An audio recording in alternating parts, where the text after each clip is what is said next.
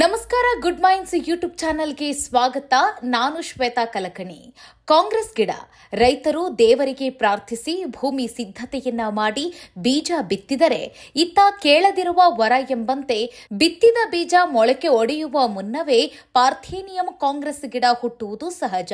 ಹೀಗಾಗಿ ಬೆಳೆಗಿಂತ ಬೇಗ ಬೆಳೆದು ಪೋಷಕಾಂಶಗಳನ್ನು ತಾನುಂಡು ಪ್ರಮುಖ ಬೆಳೆಯನ್ನ ಸೊರಗುವಂತೆ ಮಾಡುವ ಕಾಂಗ್ರೆಸ್ ಗಿಡದ ಮೇಲೆ ರೈತರಿಗೆ ಅತಿಯಾದ ದ್ವೇಷ. ಹೀಗಾಗಿ ರೈತರು ಕಾಂಗ್ರೆಸ್ ಗಿಡಗಳನ್ನ ತಮ್ಮ ತೋಟದಿಂದ ಜಾಗ ಖಾಲಿ ಮಾಡಿಸಲು ರೌಂಡ್ ಅಪ್ ನಂತಹ ಅದೆಷ್ಟೋ ವಿಷಗಳನ್ನ ತಂದು ಸುರಿದರೂ ಕಾಂಗ್ರೆಸ್ ಗಿಡ ಹುಟ್ಟುವ ಸಂಖ್ಯೆ ಮಾತ್ರ ಕಡಿಮೆ ಆಗ್ತಾ ಇಲ್ಲ. ಬದಲಿಗೆ ರೈತರು ಕಾಂಗ್ರೆಸ್ ಗಿಡಕ್ಕೆ ತಂದು ಸುರಿದಂತಹ ವಿಷ ಮಣ್ಣಿಗೆ ಸೇರಿದ ಪರಿಣಾಮ ಮಣ್ಣಿನಲ್ಲಿದ್ದಂತಹ ಎರೆಹುಳು ಮತ್ತು ಸೂಕ್ಷ್ಮಾಣುಜೀವಿಗಳ ಸಂಖ್ಯೆ ಕಡಿಮೆ ಆಗ್ತಾ ಇದೆ. ಹೀಗಾಗಿ ಮಣ್ಣು ಫಲವತ್ತತೆಯನ್ನ ಕಳೆದುಕೊಂಡು ಬೆಳೆಗಳಿಗೆ ಪೋಷಕಾಂಶಗಳನ್ನು ನೀಡಲು ನಿಶಕ್ತವಾಗ್ತಾ ಇದೆ. ಹಾಗಾಗಿ ಈ ದಿನದ ವಿಡಿಯೋದಲ್ಲಿ ರೈತರು ಖರ್ಚೇ ಇಲ್ಲದೆ ಮಣ್ಣಿಗೆ ಮತ್ತು ಬೆಳೆಗಳಿಗೆ ತೊಂದರೆ ಕೊಡದೆ ಕಾಂಗ್ರೆಸ್ ಗಿಡಗಳನ್ನ ಕೃಷಿ ಭೂಮಿಯಲ್ಲಿ ಹುಟ್ಟದಂತೆ ಮಾಡಲು ಇಲ್ಲಿದೆ ಉಪಾಯ. ಹಾಗಾದ್ರೆ ಹೇಗೆ ಕಾಂಗ್ರೆಸ್ ಗಿಡಗಳನ್ನ ನಿಯಂತ್ರಣ ಮಾಡುವುದು ಎಂಬುದನ್ನ ತಿಳಿಬೇಕು ಅಂತ ಅಂದ್ರೆ ವಿಡಿಯೋನ ಅಂತ್ಯದವರೆಗೂ ನೋಡಿ. ವಿಡಿಯೋ ಇಷ್ಟ ಆಗಿದ್ರೆ ಲೈಕ್, ಶೇರ್, ಕಾಮೆಂಟ್, ಸಬ್ಸ್ಕ್ರೈಬ್ ಮಾಡುವುದನ್ನ ಮರಿಬೇಡಿ. ಮೊದಲನೇದಾಗಿ ಕಾಂಗ್ರೆಸ್ ಗಿಡ ಎಂದರೇನು? ಪಾರ್ಥೇನಿಯಂ ಗಿಡಗಳಿಗೆ ಕಾಂಗ್ರೆಸ್ ಎಂದು ಯಾಕೆ ಹೆಸರಿಟ್ರು? ಈ ಕಾಂಗ್ರೆಸ್ ಗಿಡ ಭಾರತಕ್ಕೆ ಹೇಗ್ ಬಂತು? ಮೊದಲು ಎಲ್ಲಿತ್ತು? ಕೃಷಿ ರಂಗದಲ್ಲಿ ಆವರಿಸಿದ್ದು ಹೇಗೆ?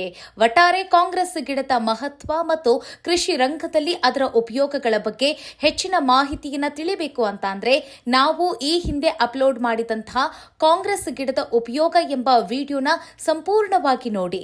ನಂತರ ನಿರ್ಧಾರ ಮಾಡಿ ಕಾಂಗ್ರೆಸ್ ಗಿಡವನ್ನ ನಿಯಂತ್ರಣ ಮಾಡಬೇಕಾ ಬೇಡವಾ ಎಂಬುದನ್ನ. ಈಗ ಕಾಂಗ್ರೆಸ್ ಗಿಡದ ನಿಯಂತ್ರಣದ ಕ್ರಮಗಳನ್ನ ಒಂದೊಂದಾಗಿಯೇ ನೋಡ್ತಾ ಹೋಗೋಣ. ಪ್ರಮುಖ ಬೆಳೆ ಬೆಳೆಯುವಾಗ ತೋಟದಲ್ಲಿ ಕಾಂಗ್ರೆಸ್ ಗಿಡ ಹುಲಸಾಗಿ ಬೆಳೆದರೆ ಪ್ರಮುಖ ಬೆಳೆಗೆ ಕೊಟ್ಟಂತಹ ಪೋಷಕಾಂಶವೆಲ್ಲ ಕಾಂಗ್ರೆಸ್ ಹೀರಿಕೊಂಡರೆ ಪ್ರಮುಖ ಬೆಳೆಗೆ ಪೋಷಕಾಂಶದ ಕೊರತೆಯಾಗುತ್ತೆ. ಆಗ ಯುಕ್ತಿಯಿಂದ ಮಾಡಬೇಕಾದ ಕೆಲಸ ಇಷ್ಟೇ. ಕಾಂಗ್ರೆಸ್ ಗಿಡದಲ್ಲಿ ಹೂವಾಗುವ ಪೂರ್ವದಲ್ಲಿ ಅದನ್ನ ಕಿತ್ತು ಮಣ್ಣಿಗೆ ಸೇರಿಸಿ. ಆಗ ಕಾಂಗ್ರೆಸ್ ಗಿಡ ಹೀರಿದಂತಹ ಪೋಷಕಾಂಶವನ್ನೆಲ್ಲ ಮಣ್ಣಿಗೆ ಮರಳುತ್ತೆ. ಅಷ್ಟೇ ಅಲ್ಲ, ಕಾಂಗ್ರೆಸ್ ಗಿಡದ ಎಲೆ, ಕಾಂಡ ಮಣ್ಣಿಗೆ ಸೇರುವುದರಿಂದ ಮಣ್ಣಿಗೆ ಹಸಿರೆಲೆ ಗೊಬ್ಬರ ಸಿಕ್ಕಂತಾಗುತ್ತೆ. ನಂತರ ಕಾಂಗ್ರೆಸ್ ಗಿಡಗಳು ಹೂವಿಲ್ಲದೆ ಮಣ್ಣಿನ ಮೇಲೆ ಹೊದಿಕೆಯಾದಾಗ ಮತ್ತೆ ಕಾಂಗ್ರೆಸ್ ಗಿಡ ಹುಟ್ಟಿ ಬರಲು ಸಾಧ್ಯವಾಗುವುದಿಲ್ಲ. ಇಲ್ಲಿ ಒಂದು ವಿಷಯವನ್ನ ನೀವು ನೆನಪಿಟ್ಕೊಳ್ಳೇಬೇಕು. ಕಾಂಗ್ರೆಸ್ ಗಿಡದಲ್ಲಿ ಹೂವಾಗುವ ಪೂರ್ವದಲ್ಲೇ ಅದನ್ನ ಕಿತ್ತು ನೀವು ಮಲ್ಚ್ ಮಾಡಬೇಕು ವಿನಃ ಹೂ ಆದ ಮೇಲೆ ನೀವು ಮಲ್ಚ್ ಮಾಡಲು ಹೋಗಬೇಡಿ. ಬದಲಿಗೆ ತೋಟದಿಂದ ಕಿತ್ತು ಎಸೆಯುವುದು ಉತ್ತಮ. ಯಾಕಂದ್ರೆ ಕಾಂಗ್ರೆಸ್ ಗಿಡಗಳು ಹೀರಿಕೊಂಡಂತಹ ಪೋಷಕಾಂಶವೆಲ್ಲ ಹೂವಾಗಿ ಪರಿವರ್ತನೆಯಾಗಿರುತ್ತೆ. ಹೀಗಾಗಿ ಮಣ್ಣಿಗೆ ಸೇರಿಸುವುದರಿಂದ ಮಣ್ಣಿಗೆ ಪೋಷಕಾಂಶ ಸಿಗುವುದಿಲ್ಲ. ಹಾಗೆ ಹೂ ಬೀಜಗಳು ಮತ್ತೆ ಮಣ್ಣಿಗೆ ಸೇರಿದರೆ ಇನ್ನೂ ಹೆಚ್ಚು ಕಾಂಗ್ರೆಸ್ ಗಿಡಗಳು ತೋಟದಲ್ಲಿ ಬೆಳೆಯುತ್ತವೆ. ಹುಷಾರಾಗಿರಿ. ಇದಲ್ಲದೆ ಕಾಂಗ್ರೆಸ್ ಗಿಡದ ನಿಯಂತ್ರಣಕ್ಕೆ ಮತ್ತೊಂದು ದಾರಿ ಇದೆ. ಅದುವೇ ಚೆಂಡು ಹೂವಿನ ಗಿಡ. ಚೆಂಡು ಹೂವಿನ ಗಿಡದಲ್ಲಿ ಒಂದು ರಾಸಾಯನಿಕ ಅಂಶ ಬಿಡುಗಡೆ ಆಗ್ತಾ ಇರುತ್ತೆ. ಹೀಗಾಗಿ ಚೆಂಡು ಹೂವಿನ ಗಿಡ ಬೆಳೆಯುವ ಜಾಗದಲ್ಲಿ ಕಾಂಗ್ರೆಸ್ ಗಿಡ ಬೆಳೆಯೋದೇ ಇಲ್ಲ.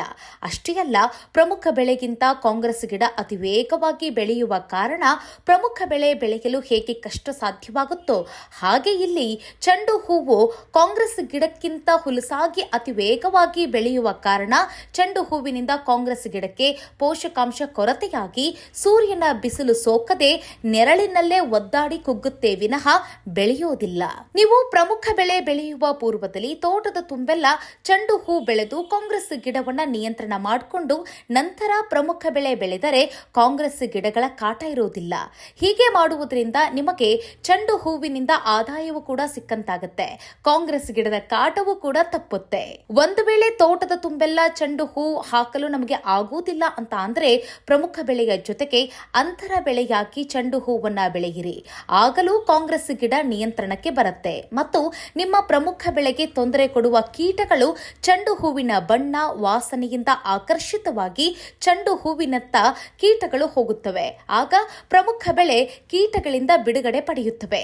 ಇಷ್ಟೇ ಅಲ್ಲ, ಸದಾ ರಾಸಾಯನಿಕ ಉತ್ಪತ್ತಿ ಮಾಡುವ ಗುಣವಿರುವಂತಹ ಚೆಂಡು ಹೂವಿನತ್ತ ಹೋದ ಕೀಟಗಳು ರಾಸಾಯನಿಕ ದ್ರವವನ್ನ ಸೇವಿಸಿ ಯಮಲೋಕಕ್ಕೆ ಹೋಗುತ್ತವೆ ವಿನಃ ನಿಮ್ಮ ತೋಟಕ್ಕೆ ಬರೋದಿಲ್ಲ. ಹೀಗೆ ಚೆಂಡು ಹೂ ಬೆಳೆದರೆ ಕಾಂಗ್ರೆಸ್ ಗಿಡಗಳ ನಿಯಂತ್ರಣ ಆಗುತ್ತೆ, ಕೀಟ ಬಾಧೆಯಿಂದ ಬೆಳೆ ಬಚಾವಾಗುತ್ತೆ, ರೈತರಿಗೆ ಚೆಂಡು ಹೂವಿನಿಂದ ಆದಾಯವೂ ಸಿಗುತ್ತೆ. ಇನ್ನು ಕಾಂಗ್ರೆಸ್ ಗಿಡವನ್ನ ಜೈವಿಕವಾಗಿ ಹತೋಟಿಗೂ ಕೂಡ ತರಬಹುದು. ಹೇಗೆ ಅಂತೀರಾ? ಮೆಕ್ಸಿಕನ್ ನಿಂದ ಬಂದಂತಹ ಮೆಕ್ಸಿಕನ್ ಜೀರುಂಡೆಗಳನ್ನ ನಿಮ್ಮ ತೋಟದಲ್ಲಿ ಬೆಳೆಸಿದರೆ ಕಾಂಗ್ರೆಸ್ ಗಿಡವನ್ನ ತಿಂದು ಮುಕ್ಕಿ ಕಾಂಗ್ರೆಸ್ ಗಿಡವನ್ನ ತೋಟದಿಂದ ನಾಶ ಮಾಡಿಬಿಡುತ್ತೆ. ಈ ಸಮಯದಲ್ಲಿ ಪಕ್ಕದಲ್ಲಿದ್ದಂತಹ ಪ್ರಮುಖ ಬೆಳೆಯನ್ನು ಕೂಡ ತಿನ್ನೋದಿಲ್ವಾ ಈ ಜೀರುಂಡೆ ಕೀಟಗಳು ಅಂತ ಕೇಳಬಹುದು. ಖಂಡಿತ ಇಲ್ಲ, ಪ್ರಮುಖ ಬೆಳೆಗಳಿಗೆ ಹಾನಿ ಮಾಡುವುದಿಲ್ಲ. ಹೇಗಂತ ಕೇಳಿದ್ರೆ ಮೆಕ್ಸಿಕನ್ ಕೀಟಗಳು ಬರೀ ಕಾಂಗ್ರೆಸ್ ಗಿಡದ ಹೂವು, ಬೀಜ, ಎಲೆ, ಕಾಂಡವನ್ನ ಮಾತ್ರ ತಿಂದು ಮುಕ್ಕುತ್ತವೆ. ಪಕ್ಕದಲ್ಲಿರುವಂತಹ ಪ್ರಮುಖ ಬೆಳೆಯನ್ನ ತಿನ್ನೋದಿಲ್ಲ. ಇದು ಸಂಶೋಧನೆಯಲ್ಲಿ ಗೊತ್ತಾಗಿರುವಂತಹ ಮಾಹಿತಿ. ಇನ್ನು ಮೆಕ್ಸಿಕನ್ ಕೀಟಗಳಿಂದ ನಿಮಗೆ ಮತ್ತೊಂದು ಪ್ರಯೋಜನವೂ ಕೂಡ ಇದೆ. ಏನು ಅಂತ ಅಂದ್ರೆ ನಿಮ್ಮ ಪ್ರಮುಖ ಬೆಳೆಗೆ ತಗಲಿರುವಂತಹ ನುಸಿ, ಹೇಣಿನಂತಹ ಕೀಟಗಳನ್ನ ತಿಂದು ಗಿಡವನ್ನ ಕೀಟಬಾಧೆಯಿಂದ ತಪ್ಪಿಸ್ಬಿಡುತ್ತೆ. ಇಂತಹ ಉಪಯೋಗಕಾರಿ ಮೆಕ್ಸಿಕನ್ ಕೀಟಗಳು ರೈತರು ಬಳಸುವಂತಹ ವಿಷಕಾರಿ ಗೊಬ್ಬರವನ್ನ ಸೇವಿಸಿ ದಿನೇ ದಿನೇ ಅವುಗಳ ಸಂಖ್ಯೆ ಕಡಿಮೆ ಆಗ್ತಾ ಇವೆ, ಕ್ಷೀಣಿಸ್ತಾ ಇವೆ. ಹೀಗಾಗಿ ರೈತರು ಸಾವಯವ ಕೃಷಿಯನ್ನ ಮಾಡಿದ್ರೆ ಎರೆಹುಳು, ಸೂಕ್ಷ್ಮಾಣುಜೀವಿಗಳು ಮತ್ತು ಜೇನು ನೊಣಗಳು ಹಾಗೆ ಮೆಕ್ಸಿಕನ್ ಅಂತಹ ಕೀಟಗಳಿಂದ ನಿಮ್ಮ ತೋಟವನ್ನ ಜೈವಿಕವಾಗಿ ಸುರಕ್ಷಿತವಾಗಿ ಇಟ್ಕೊಳ್ಬಹುದು. ಇನ್ನು ಮೆಕ್ಸಿಕನ್ ಕೀಟಗಳ ಬಗ್ಗೆ ನಿಮ್ಮ ಹತ್ತಿರದ ಕೃಷಿ ಕೇಂದ್ರಕ್ಕೆ ಭೇಟಿ ಕೊಟ್ಟು ಇನ್ನಷ್ಟು ಮಾಹಿತಿಯನ್ನ ಪಡೆಯಿರಿ.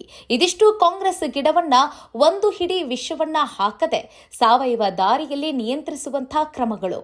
ಮುಂದಿನ ವಿಡಿಯೋದಲ್ಲಿ ಮತ್ತೊಂದು ವಿಚಾರದೊಂದಿಗೆ ಸಿಗೋಣ. ನಮಸ್ಕಾರ.